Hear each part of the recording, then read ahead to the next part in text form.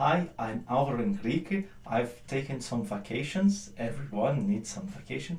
So we are back to our course, our intermediate course, as we teach at the Escola de Música de Brasília, Music School of Brasília in Brazil.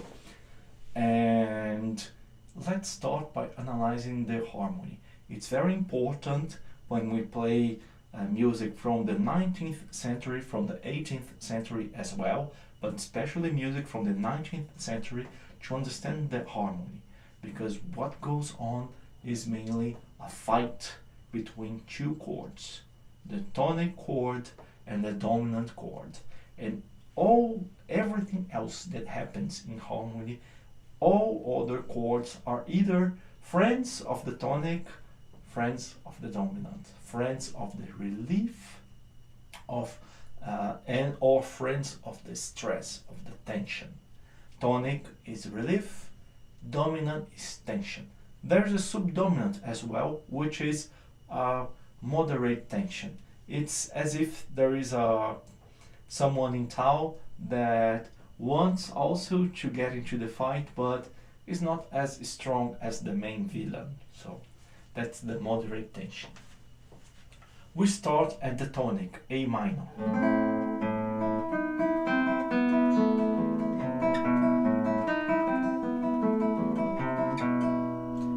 Then we go to the dominant, A major.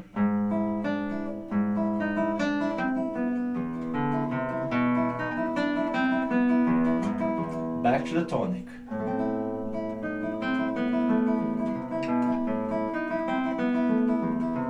Then a dominant, but not the dominant of the relative tonic, but still a dominant, so it's tension.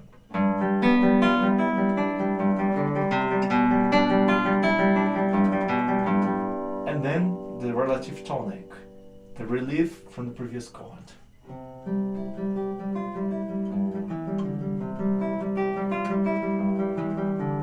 Then the dominant of the subdominant, so dominant, tension.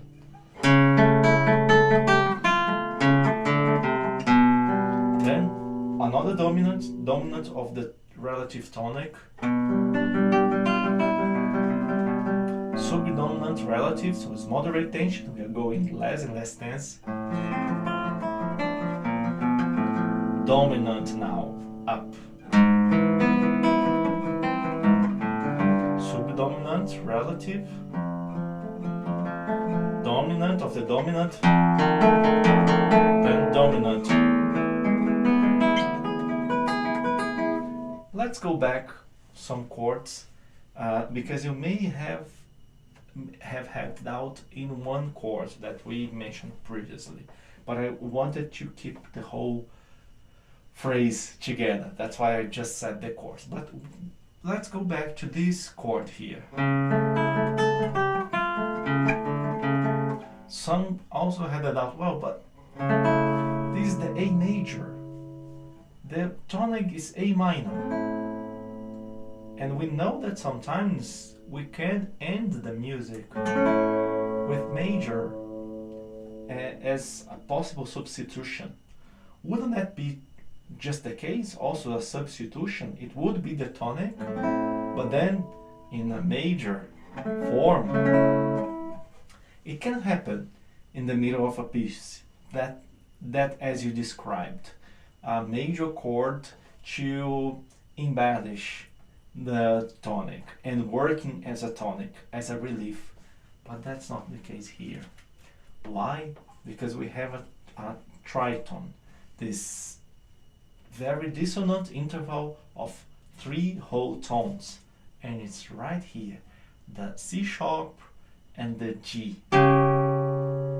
See how tough it is? Because of this interval, this cannot be relief. This is tension. Then that we relieve here. That's why it's the dominant chord, not a tonic with a major. If it hadn't this G, if it were something like then you would be right. That would be considered a tonic major or major tonic.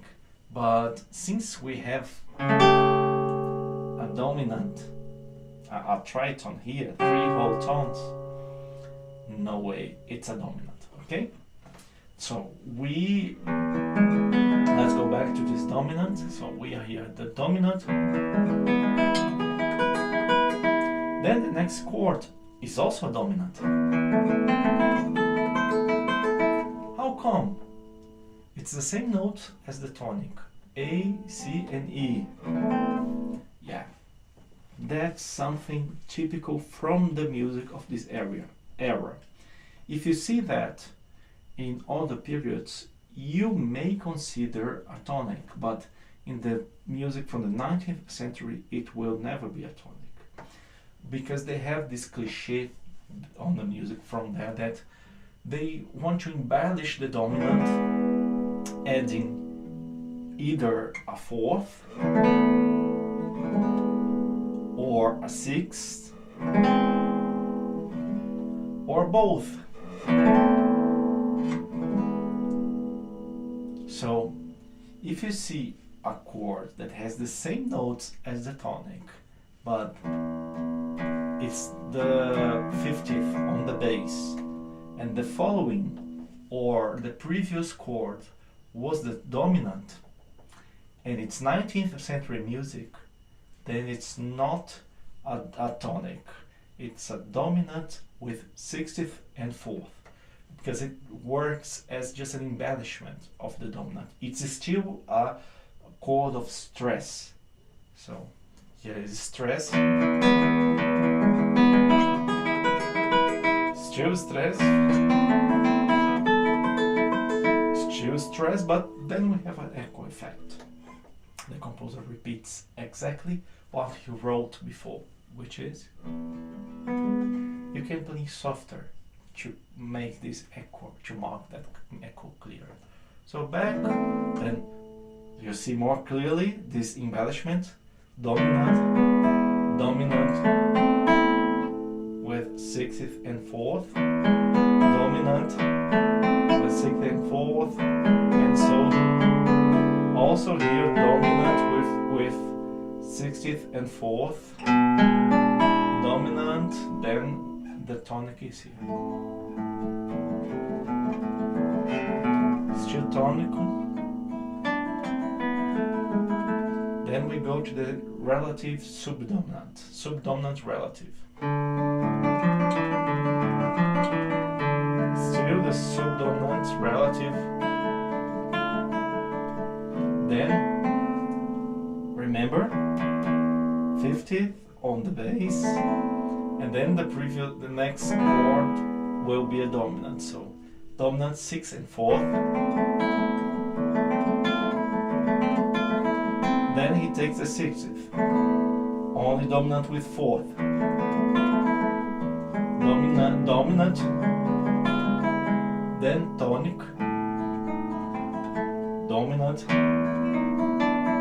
tonic, dominant, tonic.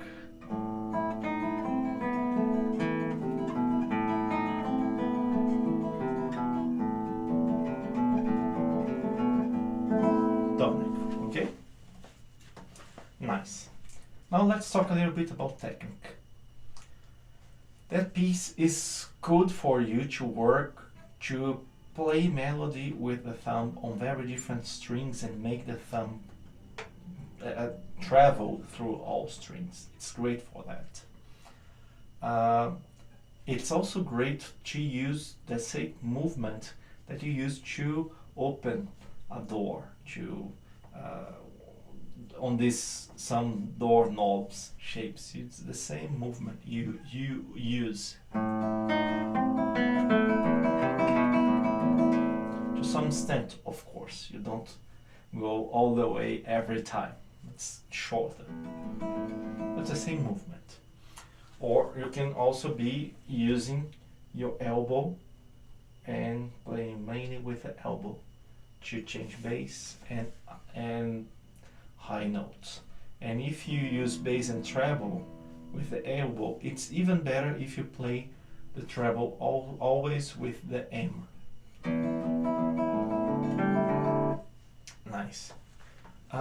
There is something important here about the bass. We have clearly two melodies here. Sometimes one melody stops and the next sings. One in the bass and other in the trebles. But sometimes one melody remains and must be sustained, and the other starts singing while the other one holds a longer note. And it's important to mark that difference. When it's a sustained note on one melody, then when it's just a silence. Let me explain better. When we start, there is an A. The first note of the music, it's an A, that's a quarter note. So it means it needs to be stopped, so it lasts only one time. I stop it even further because I like to play the melody with the thumb. So I want to go to the C right away. So what I do is I damp the A just after the D sharp. I play A, E, D sharp, and I dump. I anticipated the exercise I wanted to show you so you can master this. First you practice playing one more time the bass. You practice as if you want to damp just after the D sharp, then first play the A just after the D sharp.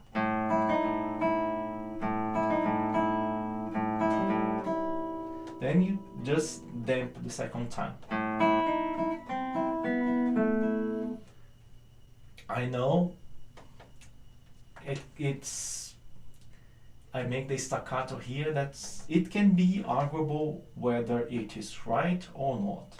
You may prefer to make that quarter note last the whole time, the whole one time.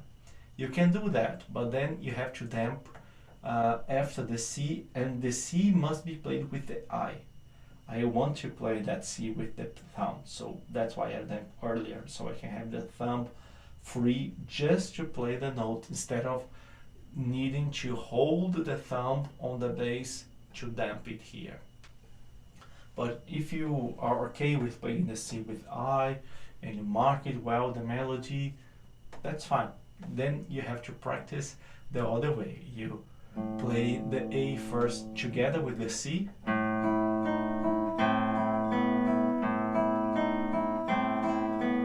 Then instead of playing the second time, you just mute the note.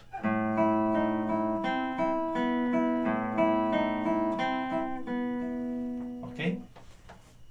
Then when we go where we have a longer note, for example, on measure 7, there is a clear difference.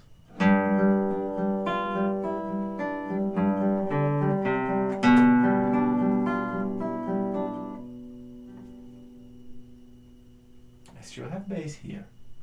Okay? I have a clear difference from the start to that moment. And that's important to make that big difference that is clear on the melody and makes this music sound so more exciting. So how should you study that? First, remember I said that earlier, but it's nice to repeat anyway. First, only decide the fingering. Practice just as if you're deciding for which dot, what's the finger that plays.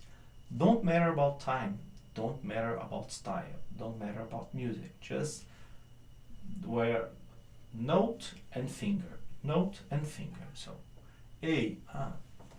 This A is in the 50th string, it's easier. Yeah, let's play that. Okay, so E with first string, yeah, first string, yeah, nice. Then D sharp on the second, nice. So I cannot play this A with the I, because then I'll have problem playing with the D sharp here. So it's best if I play the E with the I or with the M. The M is better. Then I play with the I. Okay, nice. Then E. Once more, easy. And so on, okay? Then you play singing along the melody. You don't need to sing along as is everything that's going on. No, you just sing the melody. Please allow me to sing as I'm used to, which is using the German names. It would be something like that. You can sing slower. You don't need to sing as you play, singing with the note names at the speed that you're playing. It's not necessary, but it's important for you to sing with the note name, so you can at least know which notes you are playing. So it would be something like that. A, C, A, E, C, A, C, A, E, C, A, G, D, C, A, E, D, C, A, D, C, A, E, G, C, A, C, A. That's what matters here, okay? You see that I didn't damp the bass, what I just said. That's not important here. Which is important here is for you to start making a mental image on your head that includes the note names. It's important for you to know which notes you're playing. If you see other instrumentalists, flute players, piano players, violin players, they can sing the piece they play with note names perfectly. Why can't us guitarists? So we have to know the note names of the melodies we play, okay? Fine. Then the next step is you to play every melody isolated at the best musical way possible. So let me play just the treble melody.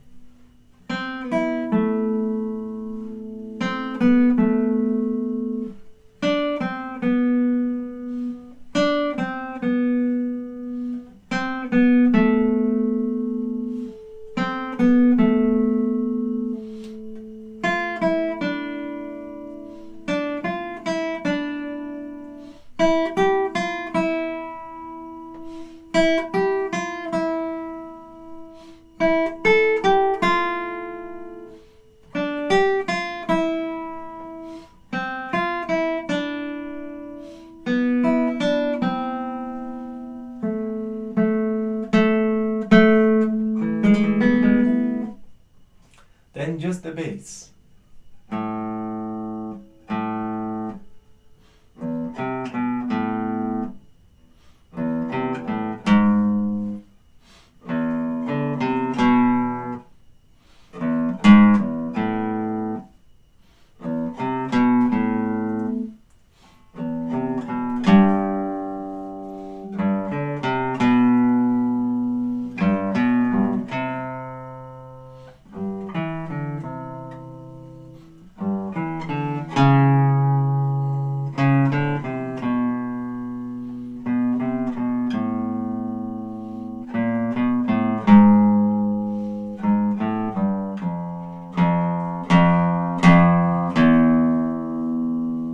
When you play that melody isolated, think that you are an orchestra member and you have your family to your concert.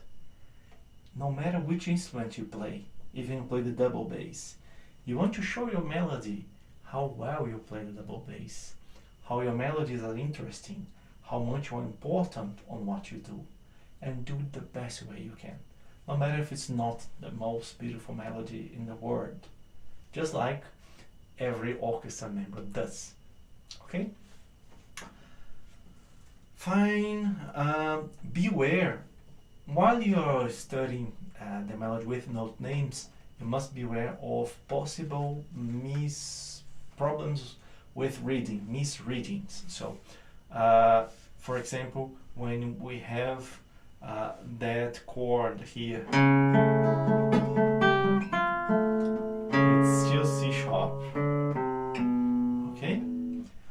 The same when you have right, again, also G sharp. Okay? Remember, the accidents, the sharps, the flats are valid until the end of the measure. Have fun.